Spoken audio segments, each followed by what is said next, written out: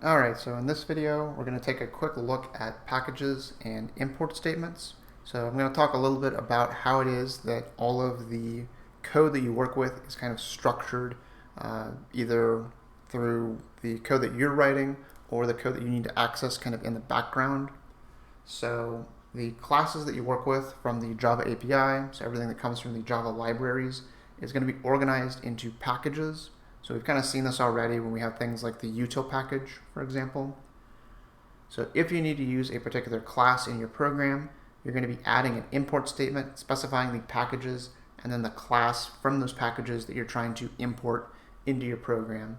So the idea here is that you only really need to specify when it is that you want to access some particular class through these import statements. Otherwise, you're not going to try to import anything, and you're only going to be working with the code that you have actually written in that specific project that you're making.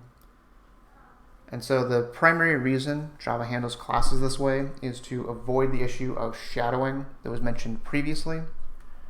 If all of the classes from the Java API were constantly available, that would mean that you have hundreds of different variable names or even names of methods that could no longer be used because of the possibility of shadowing a variable from one of the classes in the Java API.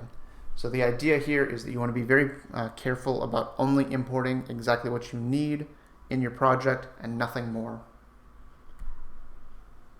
And of course, the way that we can go about including these import statements in our code, there's two kind of primary ways that we've seen this. You could have explicit imports or wildcard imports.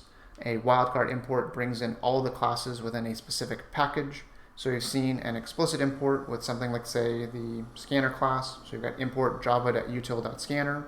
So this is coming from the Java libraries or the Java API.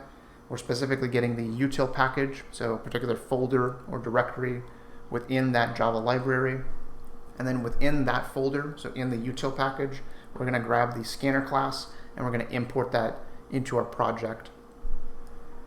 And then alternatively, with the wildcard import, in this case, we're saying import java.io.star.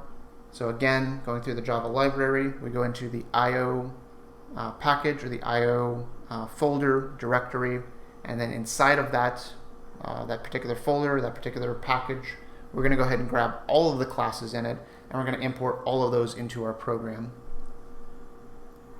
And then one particular rule about the different packages that we work with, there is specifically the java.lang package. This is going to be automatically imported into all of your programs. That's where things like the string and the system class come from, so all of your different fundamental classes. So this is the reason why it is that whenever you are using a string in any of your programs, you've never had to import anything in order to use that string class.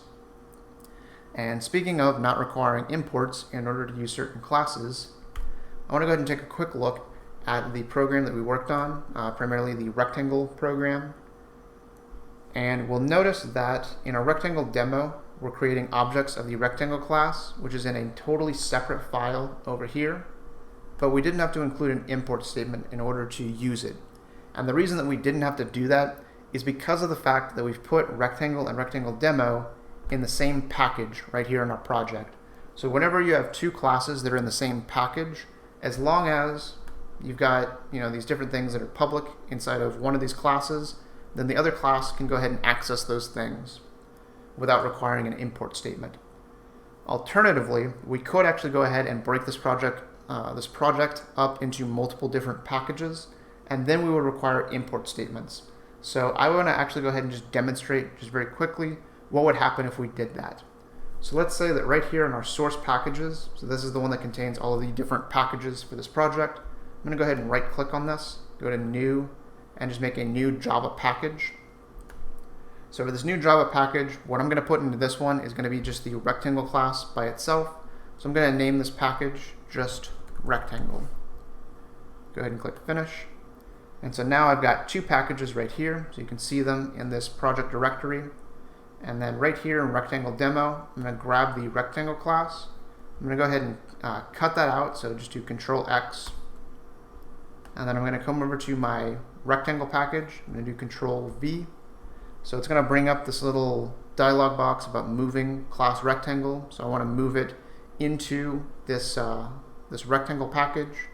I'm going to go ahead and choose refactor, and what this is going to do is it's going to move the rectangle class from one package to another, and it's also going to go ahead and correct a couple of things like the package statements, and also make sure that I have imports where I need them. So click refactor, and so we'll first take a look at rectangle. So opening this up right here, we have a rectangle package, we have the rectangle class, or that Java file inside of it. If we see over here, we have changed our package statement to specify that it's in the rectangle package, and then coming back over to our rectangle demo, the package statement for that is left unchanged, but we can actually see an import statement for it now because of the fact that the rectangle class has been placed into a different package from it. So you can see right here, we're doing an import of the rectangle package. So that's going to go grab this package right here. We then have a dot and then the rectangle class. So that's referring to the file itself. And then of course, if you don't necessarily want to do this, you want to go ahead and leave everything in a single file or a single package. We'll go ahead and just cut this. We'll choose our rectangle demo package. We'll go ahead and put it back into there. We'll go ahead and refactor this to correct everything. And then we'll go ahead and delete this extra package that we don't need. Okay, and once we do that, it'll go ahead and remove the import statement and also change it back so that both of these package statements are for the rectangle demo package. So at this point, this is going to wrap up everything for packages and the import statement, and this is also going to wrap up everything for the Chapter 6 content, so everything for taking a first look at classes.